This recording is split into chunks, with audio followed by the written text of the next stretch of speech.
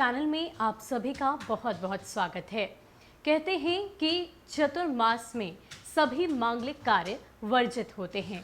वो इसलिए क्योंकि इस वक्त भगवान विष्णु शयन कर रहे होते हैं और यही वजह है कि इस वक्त किसी भी तरह का मांगलिक कार्य नहीं किया जाता। ऐसे में इस चतुर्मास के दौरान क्या करना चाहिए और क्या नहीं करना चाहिए, ये बता रहे हैं पटना के जाने माने ज्योतिषाचार्य दैवेज्ञ डॉक्टर श्री प्रति त्रिपाठी। क्या कुछ कहना है उनका चतुर्मास को लेकर, कौन से काम वर्जित हैं, कौन से काम करने हैं, आप उनसे सुनिए। चतुर्मास का सनातन धर्म में बड़ा महत्व है। हिंदी पंचांग के अनुसार चतुर्मास आषाढ़ मास की शुक्ल पक्ष की एकादशी से प्रारंभ होकर कार्तिक मास की शुक्ल पक्ष की एकादशी तिथि तक रहता है। चातुर्मास इस वर्ष 20 जुलाई 2021 से शुरू होगा। इस दिन देवशयनी एकादशी है। इस एकादशी से भगवान विष्णु विश्राम अवस्था में आ जाते हैं। इसलिए इस दिन से हर साल 4 महीने के लिए चातुर्मास लगता है। 14 नवंबर 2021 को देवोत्थान एकादशी है। इस दिन से भगवान विष्णु विश्राम काल पूर्ण करके क्षीर सागर से बाहर आकर सृष्टि का संचालन करने लग जाते हैं। जब भगवान विष्णु विश्राम अवस्था में होते हैं तब भगवान रुद्र सृष्टि का संचालन करते हैं। आइए चातुर्मास के बारे में और बहुत कुछ इस वीडियोस के माध्यम से बताते हैं, जानते हैं। चातुर्मास को व्रतों का माह भी कहा जाता है।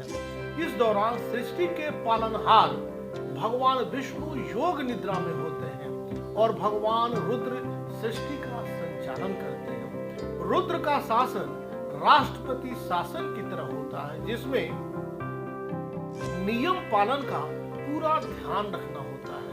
आपकी गलतियों पर रुद्र की पूरी नजर रहती है। ऐसे में धर्म अध्यात्म के कार्य इस दौरान जल्दी फलदायी होते हैं। कहा जाता है कि रुद्र जैसे कुपित होते हैं तो तुरंत दंड देते हैं, वैसे ही प्रसन्न होते हैं तो तुरंत कृपा बरसा देते हैं। आध्यात्मिक कार्यों के लिए सर्वोत्तम कहा गया है। दूध से तन और धन की सेहत जो है इस दरमियान आप बना सकते हैं। पूजा पाठ से, शंकर जी की पूजा पाठ से आप बेहतरी पा सकते हैं। शास्त्रों के अनुसार चातुर्मास में 4 महीने में हमारी पाचन शक्ति कमजोर पड़ जाती है। साथ ही पानी के दूषित होने की संभावना भी अधिक रहती है। इसलिए जल संबंधित बीमारियों के बढ़ने की आशंका बढ़ जाती है, क्योंकि बरसात के कारण जमीनी कीड़े पैदा हो जाते हैं। इस दौरान इस मौसम में हरी पत्तेदार सब्जियां बैक्टीरिया के संक्रमण से ग्रसित हो जाती हैं। इसलिए इनके सेवन से पहले बहुत ही अच्छे ढंग से धोने की जरूरत होती है। इसका कारण मौसम में परिवर्तन, वर्षा के कारण बैक्टीरिया का बढ़ जाना माना जाता है। और आधुनिक विज्ञान भी इस बात को समझता है, मानता है कि चातुर्मास के दौरान स्वास्थ्य पर सबसे अधिक नकारात्मक प्रभाव पड़ता है। इसलिए सेहत के लिए चातुर्मास के दौरान व्रत और सुपाच्य भोजन लेना एवं योग करना बेहतर होता है। इससे रोग प्रतिरोधक क्षमता बढ़ जाती है। भगवान विष्णु को सृष्टि का पालनहार कहा जाता है।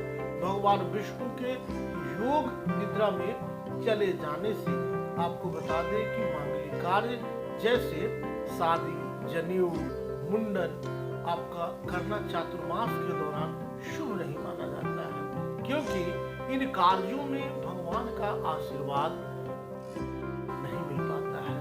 शास्त्रों में किसी भी शुभ काम के आयोजन में देवताओं का आवाहन किया जाता है, उनकी आराधना की जाती है। भगवान विष्णु योग निद्रा में होते हैं, इसलिए वह मांगलिक कार्यों में उपस्थित नहीं हो पाते हैं। इसलिए चातुर्मास में मांगलिक कार्यों का जो है आयोजन बिल्कुल नहीं होता है, मांगलिक कार्य बिल्कुल नहीं किए जाते हैं। व्यवहारिक दृष्टि से देखा जाए तो चातुर्मास वर्षा ऋतु का महीना होता है, जिसमें मांगलिक कार्यों को कर पाना भी बहुत ही कठिन होता है। इसलिए भी इस दौरान ऐसे आयोजन नहीं होते हैं और इससे बचा जाता है। चातुर्मास का पहला मास श्रावण होता है, जो भगवान देवाधिदेव महादेव शिव को समर्पित होता है। इस मास में हरी जो है पत्तेदार सब्जियों को खाने से परहेज करना चाहिए। दूसरा मास भाद्रपद का होता है। यह माह पूरी तरह त्योहारों से भरा होता है रहता है। इस मास में आपको भगवान गणेश का आगमन होता है, यानी गणेश चतुर्थी और कृष्ण जन्माष्टमी का पर्व भी इस महीने में आता है। इस मास में दही के खाने से बिल्कुल बचना चाहिए। चातुर्मास का तीसरा मास आश्विन मास होता है। इस मास में नवरात्र और दशहरा का पर्व मनाया जाता है। इस महीने खासकर माता रानी की पूजा की जाती है और खासकर दूध से परहेज करने का नियम है। चातुर्मास का अंतिम यानी चौथा महीना कार्तिक का होता है। इस माह में दीपावली का त्योहार मनाया जाता है। इस माह में दालों से परहेज रखने का विधान है। इसके बाद देवोत्थान एकादशी आती है, जिसके बाद से फिर से मांगलिक कार्य शुरू हो जाते हैं।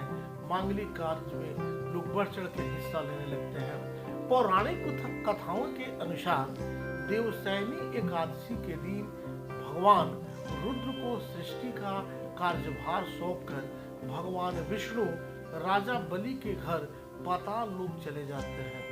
दूसरी कथा के अनुसार शंखचूड़ से हजारों वर्ष तक युद्ध करते हुए भगवान विष्णु थक गए, इसलिए देवताओं ने उनसे योग निद्रा में चले जाने का निवेदन किया।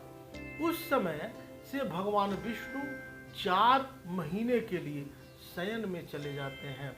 इसलिए भगवान का जो है इस दरमियान शिव जी की पूजा पाठ आराधना अभ्यर्चना आवश्यक होती है। आप सब यूं ही जुड़े रहें। मिलते हैं अगले वीडियोस में। तब तक के लिए दीजिए इजाज़त। नमस्कार। जय माता दी। वंदे मातरम।